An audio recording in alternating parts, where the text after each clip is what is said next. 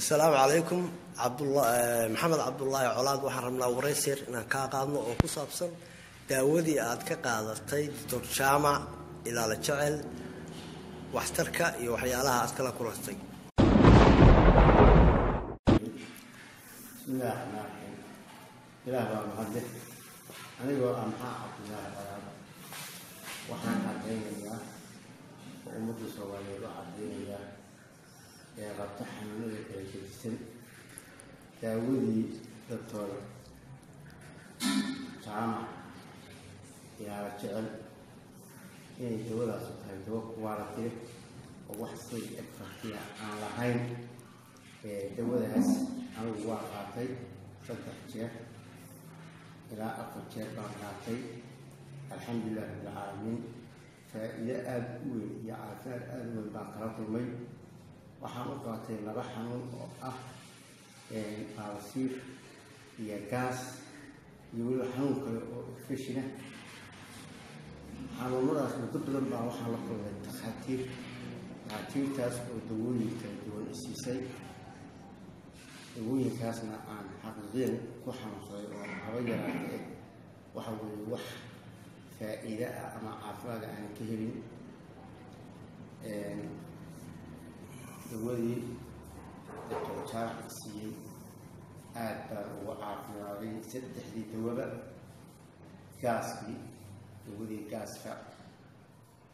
caafimaad aad u noqdo kala kulmay intii aan cuni jirin oo infarantay hurdo aanan heli jirin oo aan helay qabow jirkayga oo kulayl iyo qaxan baa ka bixi jiray waxaan kala kulmay qabow jirkayga oo dhan aad baan isugu bedelay wax kasta oo awal iga taagnaa si toos ah hadda u isticmaalay tii bawasiirka 7 casho markaan cunahayay alxamdulillaah iyadana aad baan waxaa ugu liibaanay infectionkii sidii oo kale ayaan ugu liibaanay marka ummadda Soomaaliyeed waxaan leeyahay oo xanuunada kala duwan qabta waa inay dawadaas qaataan okay maxaa Abdullahi waxaan ku weydiin lahaa dawada intaad qaadanaysay wax sida effective oo aad kulantay miyaa jira bismillaah rahmaani malaha dawadaas 4 jeer aan qaatay wax side effective oo ay leedahay ma jirto mana arag dadkii aniga iyo dhakhtarka isku xiray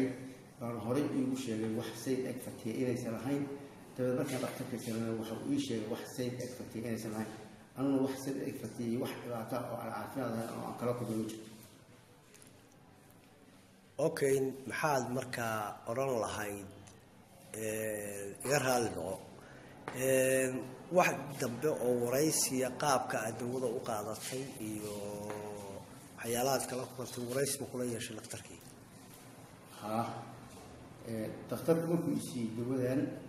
dawadan faa'iidadeeda aan arkay anaa continuous ula xiriiray oo si joogto ah ula xiriiray wixii uu ii sheegay iyo qaabkii uu yiri u isticmaal baan u isticmaalay alxamdulillaah rabbil caalamiin 3 daawo oo qaatay 3daba caafimaad fiican baan ka helay waan noqonahay 100% hadda marka anigu waxaan leeyahay ummadda Soomaaliyeed oo xanuunada kala gedisan qabta waa inay si toos ah dhakhtarka ula xiriiraan